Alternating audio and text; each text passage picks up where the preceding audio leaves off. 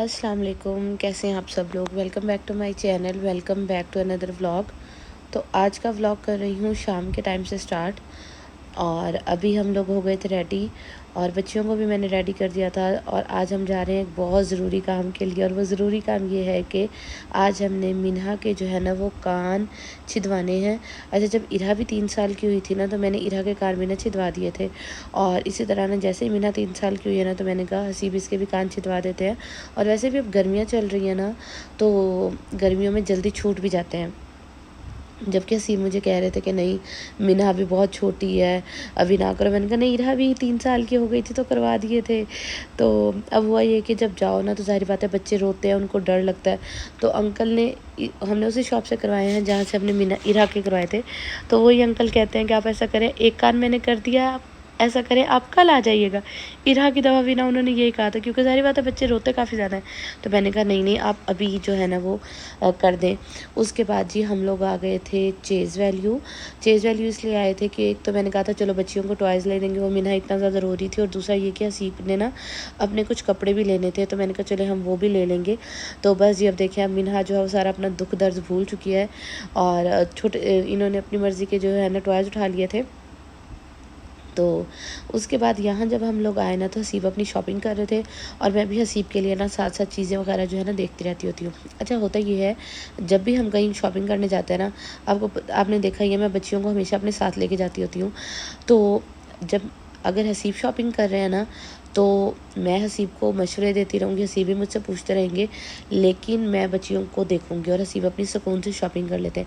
इसी तरह अगर मैं शॉपिंग कर रही हूँ अपनी, तो फिर हसीब बच्चियों को देखते हैं और मैं फिर सुकून से जो है ना शॉपिंग कर लेती होती हूँ। और अभी हम यहाँ शॉपिंग कर ही रहे थे तो इरा और मिन्हा को उनके मामू नज़र आ गए, बड़े वाले भाई आए हुए थे और अपने किसी फ्रेंड के साथ। तो जी इरा और मिन्हा अपना दुख बता रही है, मिन्हा ख़ास तौर पे अपना दुख बता रही थी अपने मामू को, और बड़े बहुत ज़्यादा खुश हो गई थी अपने मामू से मिलके। तो बस यहाँ जी अभी हसीब की चल रही है शॉपिंग। और अ, अच्छा, मैंने इंस्टाग्राम पे ना एक Q&A किया था और मुझे बहुत सारे घर से रिलेटेड क्वेश्चन आए थे, बहुत सारे। अब तो माशाल्लाह काफ़ी, जितनी मैंने लास्ट अपडेट दी थी ना उसके बाद काफ़ी ज़्यादा जो है ना घर में चेंजेस आई हैं। कुछ तोड़ शोड़ भी करवाई है, ऊपर वाला पोर्शन भी कंप्लीट हुआ है। तो इंशाल्लाह मैंने सारे आप लोगों के साथ जो है वो अपडेट शेयर करनी है। और लेकिन उस Q&A में सबसे ज़्यादा पूछा जाने वाला सवाल ये था कि आपने ये घर किस तरह बनवाया, आपको ये घर किस तरह मिला, आपकी जो है सास किस तरह राज़ी हो गई कि अलग घर बना लें। तो मैंने सोचा, मैंने उसमें भी ये कहा था कि ना मैंने एक वजीफ़ा किया था, ठीक है, और कि घर किस तरह आसानी से बन गया उसके लिए मैंने एक वजीफ़ा किया था। कि मुझे कैसे अपनी छत मिली उसके लिए मैंने एक वजीफ़ा किया था, तो वो मैं आप लोगों के साथ शेयर कर दूँगी। और वो वजीफ़ा बहुत पावरफुल वजीफ़ा है। अच्छा, ये वजीफ़ा आपने मुझसे नहीं बहुत सारे लोगों से पहले सुना होगा, लेकिन जो करता है ना और फिर वो उस वजीफ़े को करके जब देखता है कि हाँ वाकई उसके रिज़ल्ट मिलते हैं, तभी वो शेयर करता है और फिर लोगों को यकीन आता है। नहीं तो हमें बहुत सारे लोग जो हैं वो ऐसे वजीफ़े दुआएँ बताते हैं, लेकिन हम कहते हैं कि क्या एक दिन करेंगे, हम महीना कर लेंगे और फिर कहेंगे नहीं इससे तो कोई कुछ भी नहीं हो रहा। तो खैर मैं आप लोगों को वो वजीफ़ा बताती हूँ। वो वजीफ़ा ये है कि आपने चलते फिरते उठते बैठते आपने अस्तगफिरुल्लाह पढ़नी है। मैं सिर्फ अस्तगफिरुल्लाह पढ़ती थी। आप अव्वल आखिर दुरूद शरीफ भी जो है वो पढ़ लें तो बहुत अच्छी बात है, लेकिन आप अव्वल आखिर दुरूद शरीफ नहीं भी पढ़ते ना तो कोई मसला नहीं है, आपने चलते फिरते जो है ना वो अस्तगफिरुल्लाह पढ़ते रहना। मैं क्या करती थी, मैं कोशिश ये करती थी कि जब वॉक करने जाती थी ना, तकरीबन घंटा 1.5 घंटे की वॉक करती थी ना, तो मैं वो जो होता है ना तस्बीह काउंटर जो हाथ में पहन लेते हैं आप, उससे मैं पढ़ती रहती थी। आपने कोशिश करनी है कि आप दिन में जितना हो सके पढ़े, 5000 तक तो लाजमी पढ़े। और दूसरी बात ये कि मैंने जो है ना हर नमाज के बाद भी एक तस्बीह अस्तगफिरुल्लाह की लाजमी करती होती थी।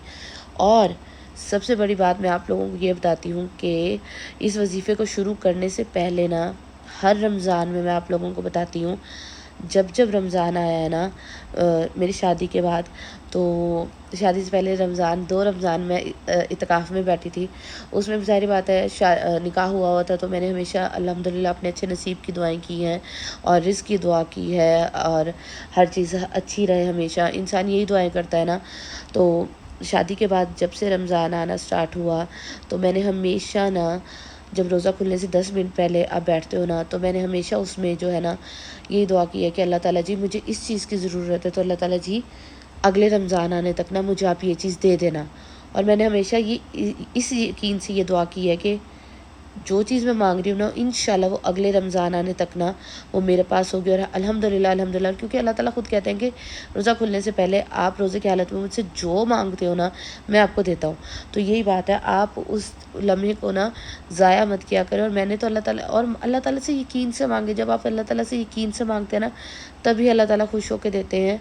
तो मैंने हमेशा जो भी चीज़ मुझे चाहिए होती थी ना, चाहिए होती है अभी भी, मैं हमेशा रमज़ान में, दुआ तो आप वैसे भी करते हो, लेकिन रमज़ान में मैं हमेशा अल्लाह ताला से ये कहती थी, अल्लाह ताला जी मुझे इस चीज़ की ज़रूरत है, तो अल्लाह ताला जी अगले रमज़ान तक ना आप मुझे ये चीज़ दे देना। और आप यकीन करें, अल्लाह ताला इस तरह से वसीले बनाता है ना, और वो चीज़ आप लोगों को जो है वो मिल जाती है। और बहुत सारी बहनें मेरी कह रही थी कि आप हमारे लिए भी दुआ करिएगा कि हमारी भी जो है ना, हमें भी अपना घर मिल जाए। तो मेरी आप सबके लिए दुआ है कि अल्लाह ताला सबको उनकी छत अता करे, आमीन सुम्मा आमीन। क्योंकि वही बात ना, एक लड़की का कोई घर भी नहीं होता, ठीक है। और बाद में शादी के बाद अगर आप अपनी स्पेस बनाते हो ना, और तो वो बहुत अच्छी चीज़ है कि आप अपना सुकून से रह सकते हो, ठीक है। आपसे कोई कंपैरिजन नहीं हो रहा होता, आप अपनी सुकून से ज़िंदगी जो है ना वो गुजार सकते हो। तो मेरी आप सब लोगों के लिए यही दुआ है, ख़ास तौर पे जो लोग जॉइंट फैमिली सिस्टम में रह रहे हैं ना, कि अल्लाह ताला सबको उनकी छत से नवाजे, आमीन सुम्मा आमीन। ज़ाहिर बात है, हमारे माँ बाप भी, आप लोगों के माँ बाप भी पहले जॉइंट फैमिली सिस्टम में रहते थे। फिर एक टाइम ऐसा आता है कि इंसान अपनी जो है ना अलग से जो है वो जगह बनाता ही बनाता है, ठीक है।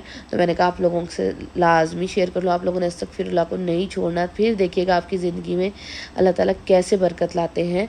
अच्छा, उसके बाद ना घर की छोटी मोटी शॉपिंग भी करती फिर रही हूँ आजकल, जो चीज़ अच्छी लगती है ले लेती हूँ।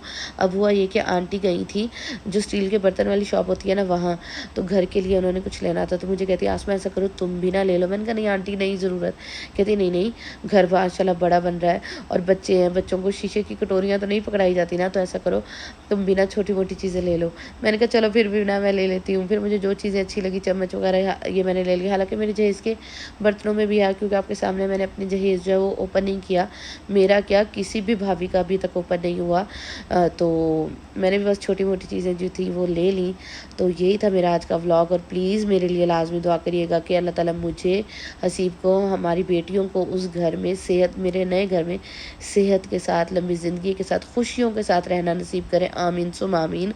आप जब किसी के लिए दुआ करते हैं तो वही दुआ पहले आपके हक़ में कबूल होती है, फिर उस बंदे के हक़ में कबूल होती है।